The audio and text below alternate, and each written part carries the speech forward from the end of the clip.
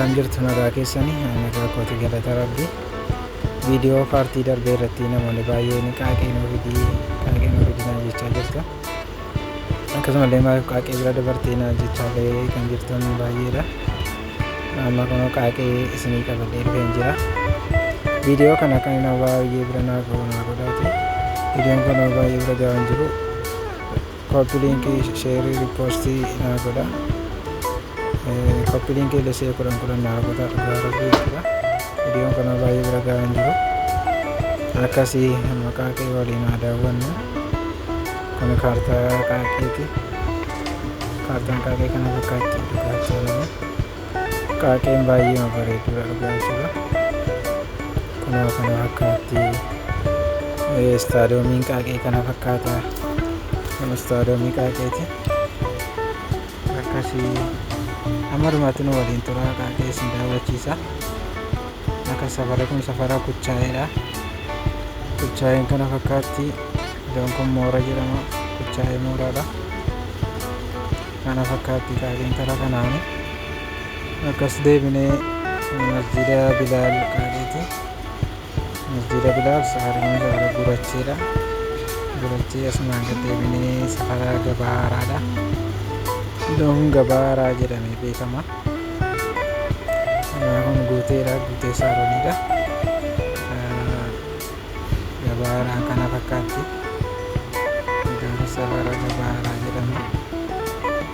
Akkasii qaaqeen asumaan akkas deebinee immoo hospitaala qaaqee arganna.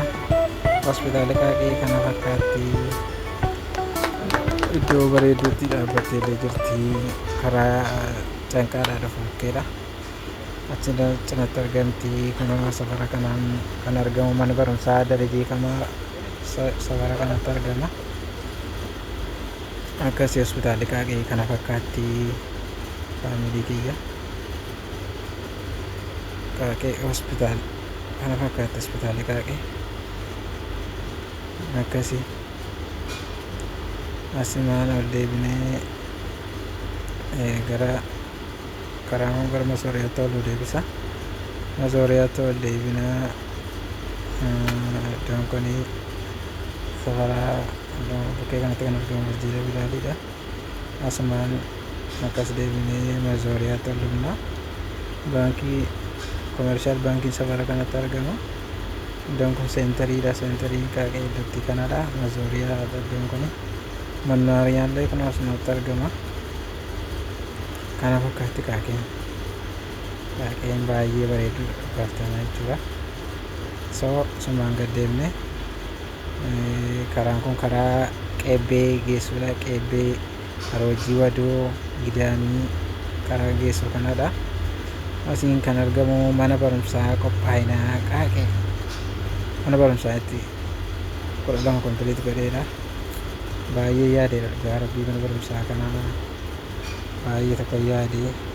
Asiin mana barumsaa qophaa'ina qaaqee kana fakkaatti. Asiin ol deebinee Masooriyaatti ol deebise.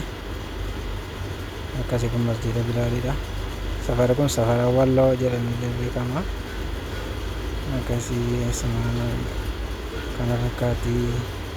Iddoon Gabaaraadha isiniin jedheera. Akkasii kaartaan qaaqee kana fakkaatti.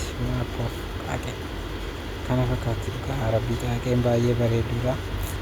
Biyya magariitu biyya dammaaf aannanii biyya namni isaallee nama jaallatudha dhugaa rabbii qaaqee baay'ee man jaalladhaani. Akkasii karaan kun karaa Saggodaamii geessudha. Asiin Alamta Fariilee geessa karaan kuni. Saggodaaminaa fidinaa jechaa jirti asanii. Akkasii iddoon kun bosona Akaakiliidha. Bosona Akaakilii safara kanatti argama. Saggodaamii doggoruudha yoo baadhillee iddoon kun Saggodaamii natti fakkaata. Saggodaamii jedhamee beekama iddoon kun natti fakkaata. Akkasii Saggodaamiin kunoo kana fakkaatti. Akkas natti fakkaatti. Kun Saggodaamiidha. Isinillee baay'ee bareedu rabbii jechuudha. Akkasii kun kana fakkaatti. Gidaadaa Baayibil Iskuul.